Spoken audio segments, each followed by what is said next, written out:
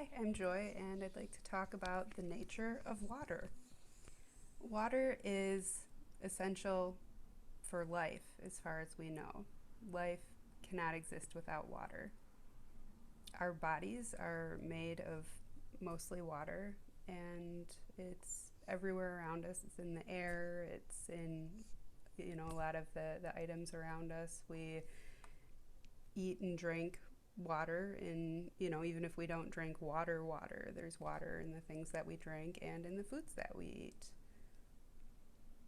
If somebody's sick, they need to drink extra water usually in order to help heal and support the healing process in their bodies.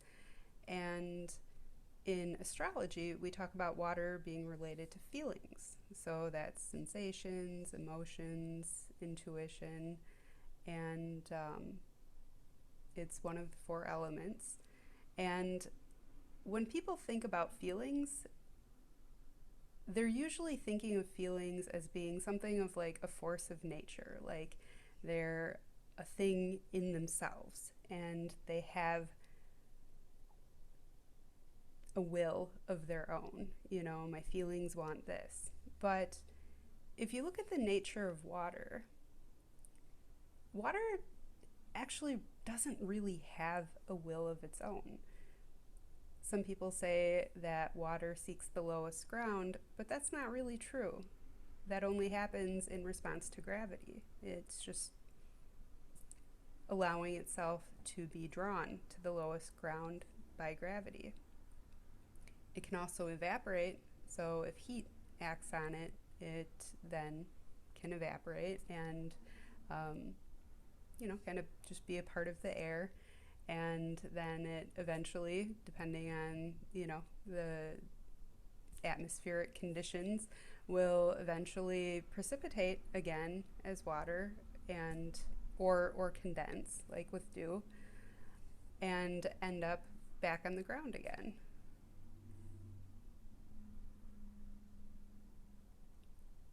So water, it doesn't really have a specific will of its own. It just sort of goes where it's drawn, and it's a universal solvent. So when you add things to water, it mixes with those things, or things mix into it. It can carry things, it can cleanse things, it can erode things over time. For example, when water is being drawn over some rocks by gravity into a body of water, it will erode them over time, and then the surface of even a very hard rock can change in shape. Um, Even just the currents in the ocean, can, or a stream anywhere, currents can make a rock smooth over time as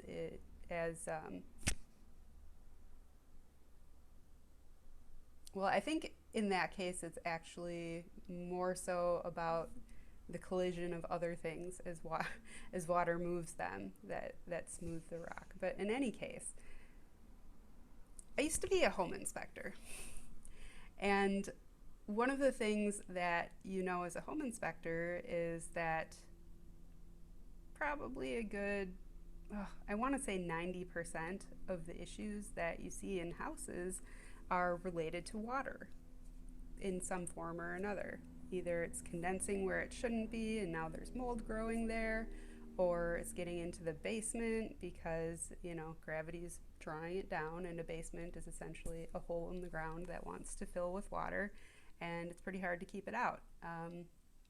It can damage the surfaces of like the siding and windows over time if they're not maintained properly, if they're not installed properly. And a lot of the structures on buildings are like just exist to manage water as it in some form or another. The roofs, the overhangs, the gutters, I will, I could keep talking about that, but I won't. I will continue relating this to astrology. So, when it comes to water in our charts, and we all have water in our charts, we all have all of the signs and elements within us and around us in our experience. Rather than thinking of water as having a will of its own, so for example, if somebody has an emotional outburst, it's not because the feelings just wanted to do that. No. Water connects everything else. So the water in that situation, the emotional expression that's taking place, isn't for the sake of the feeling itself. It's because it's responding to other factors. So maybe the person is overly hungry or tired or sick and just not feeling up to dealing with whatever the situation entails and blows up and has an emotional outburst because of an earth issue. So that would be an earth issue if there's a physical problem, a need that's not being met or some kind of symptom. I know for myself from the experiences that I've had this year that when my histamine levels get very high, it makes me anxious and sometimes even angry if they're really high. And that is a physiological thing. That's an earth thing. And what looks like emotion that is, it feels like it's the main thing that's happening is actually really a response to, well, I won't get into all of the details about like why. Okay, it's really a response to a physiological, a biological condition. Sometimes we have a clash between what our spirit wants us to do, so that would be fire, and what we believe we're supposed to do, so that would be air. Sometimes earth,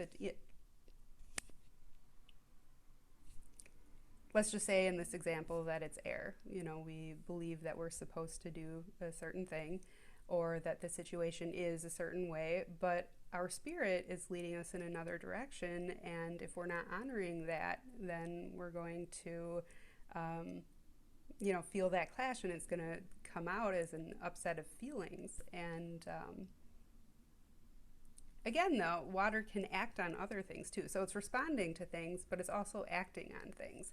So when, our water is upset, it can certainly lead to health issues. That would once again be the physiological health side of it. We can definitely, absolutely, 100% have health issues as the relate of emotional turmoil and unprocessed feelings. Our feelings can also impact the way we think. Sometimes in my life I have wondered, like, am I thinking depressing things, or am I thinking the way that I'm thinking about the situation because I'm upset emotionally, or am I upset emotionally because I'm thinking these things? And the answer is yes. It can be a bit of a spiral. And certainly our spirit can respond to our feelings as well, and our energy levels absolutely are impacted by our feelings, by water. So the relationship that water has with the other elements in the chart can be very telling. Our feelings are a bit of a gauge about how we're doing in other areas of our life. And trying to ignore, change, correct our feelings without looking at why that's happening, well, it would be a little bit like I was going to use this analogy with a boat with a leak and, like, scooping the water out instead of correcting the leak, but it doesn't quite work. But in any case, the idea that I'm trying to get across is that if there's some kind of emotional upset, it's important to look at what's causing it, because water doesn't just do anything. Like, it's always being drawn in a certain way by other things. Um, but it can make connections and can facilitate things to happen. Um, like in our bodies, for example, we have a lot of water, and it's a big part of what makes up our blood, right? Our blood is a liquid. And it's also how the electrical system in our bodies work. The electrolytes, the magnesium, potassium, salt, and other electrolytes help with this, but the electrical signals that are being sent throughout our body have essentially water as a big part of that process, because water is a conductor, and it carries those electrolytes. So I'm going to go ahead and wrap this up so it doesn't end up getting too long. But when it comes to water,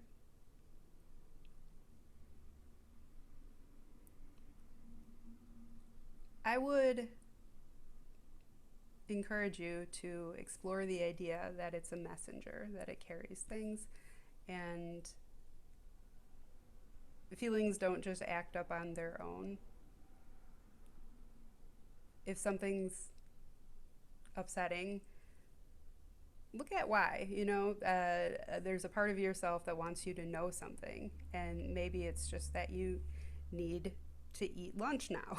Or maybe it's something more along the lines of, there's an unresolved issue in an important relationship in your life that needs to be communicated. Or maybe it's because your job is just really bad for you and you need to do something else instead, and your spirit is leading you in another direction. Whatever the case, just remember, water does not have a will of its own.